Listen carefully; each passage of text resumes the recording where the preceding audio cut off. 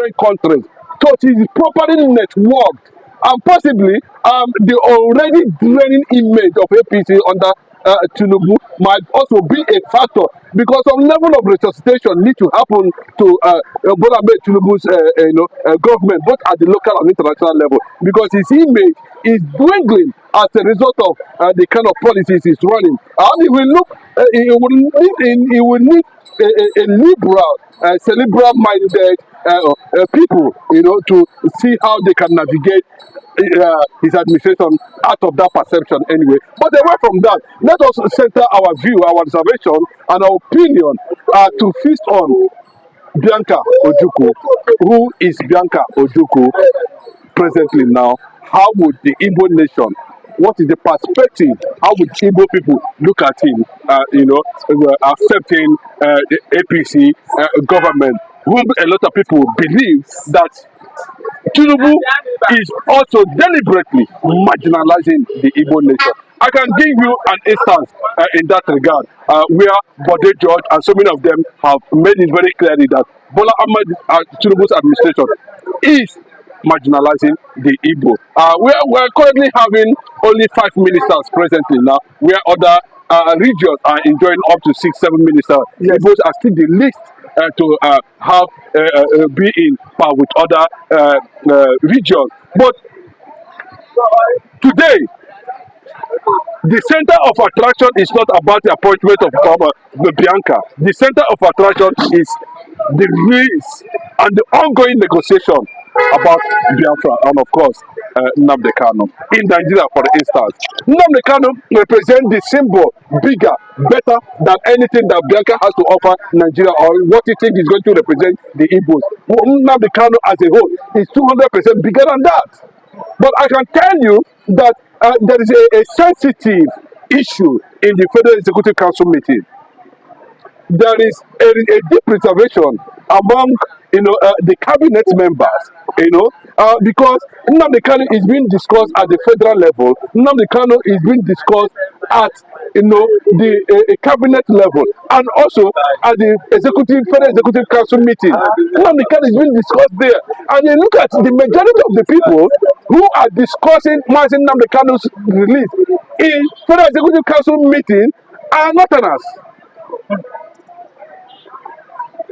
Is it Omahi or the hated man, FCT minister, or what is it called, that a minister that will going to stand in presence of all these people they are looking at today and say, excuse me, Mr. President, where you have the likes of Shetima and the Bola Ahmed Tinubu? The perception. Now, I'm sorry to ask you this question, sorry to cut you short. It is funny, but it is true. Uzodinma is the biggest politician from Igbo land. Do you agree? It's not the biggest politician in Igbo land. The biggest politician in Igbo land is Peter Obi. But when you talk about APC government, yes, and as a governor and an APC governor in the East, yes, normally there's a protocol, there's an understanding, that he is being seen as being the mouthpiece of Igbos in APC government. And okay, not all the Igbos. No, yes. Okay, okay. Why you talk of the biggest politician in Igbo land now? Yes. Peter B dwarfs everybody, including anybody that's in the Senate, including anybody that is including Benjamin Kanu, the 6th citizen of Nigeria. But Benjamin Kanu is just a walking stick in that place. You can see now, somebody they threatened that if the whole Southeast does not become APC, yes, you will go to run to the Abia governor and say, oh yeah, convert to APC. No. Is that the kind of people we should be looking at? Look at how Peter B was able to manage the issue that had to do with Yakubu Gowon's statement at his 98th birthday. Look at how matured. That shows, that Peter B has that capacity, has that maturity, has that character, in fact, that guy, that's why today, Obasanjo is still mourning the mistake of the North in 2023. And thank God he was able to tell them yesterday, you people are demons. He used the word demon. Did I lie? You call them demons. You people are demons. You say you demonize Nigeria. You destroy Nigeria. You destroy the black race. So that you will not say, I'm not. I'm trying to tell you, even Atiku himself knew who P2B was. And look at the how gentle, always the way an article addresses Peter Obi. He didn't call him Obi, he called him Peter. You can see the chemistry when you want to address. You can see the understanding of Obi. You can see he has a broader view. You can see he's seeing something in Obi more than anything else. So the fact is that Bianca's appointment is an agitation for the release of Martin Africa. What role do you think that Bianca's appointment will do? Somebody said, since she's the Minister of State for Foreign Affairs, she might be delegated to meet Simon Ekpa to end the the killings of the sit at home in the southeast. There is something, that's why I'm telling you that why he brought appointed Bianca was not to go and negotiate for talk to somebody like Simon Ekpa or Nnamdi. Bianca is going to stand against the threat that is taking place in Abuja. The Northerners want to, push Bola Ahmed Tinubu to a corner. There are certain things you do not mention when you feel, just like what Dora Akuyili did. When they wanted to suppress the death of, and Dora Akuyili did what? She was a low boy. If we are not doing to save Jonathan, no, this Jonathan, the same Jonathan. If not that, as a minister of information at that time, he was able to take a bold step and announce it. What do you think that would have happened?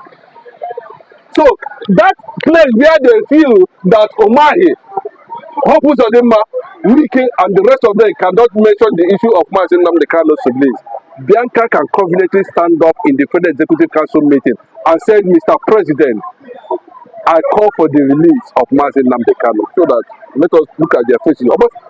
People will look at their faces and see their reactions. Because they knew that Omahi, Hopus Odema, nobody is going to stand up for him.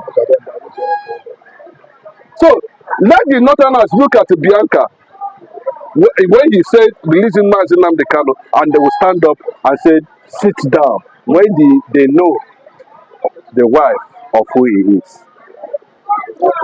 Strategic, we must give it to towards the release of Nnamdi Kanu, not to better Nigeria. What we are trying to say, because Tinubu want to balance what he has observed among the Northerners. He saw what Chetima said. If you release Nnamdi Kanu, we declare Arewa Republic. Did you hear it? He said it. And Obasanjo is saying today, Nigeria is gone. Biafra will rise. Abi, he didn't tell the Northerners like that. When you say Nigeria has died, faith the black nation is no longer in existence. Yes. They say, okay, what of regionalism? They say nothing concerning for regionalism again. No. He told the Northerners nothing, don't know anything. Because I think to an extent they have given them an opportunity on several platforms to come together and renegotiate Nigeria. They refused because of crude oil. We are going to talk about this tomorrow. Thank you. God bless you, sir. Thanks for coming. It's a wonderful conversation.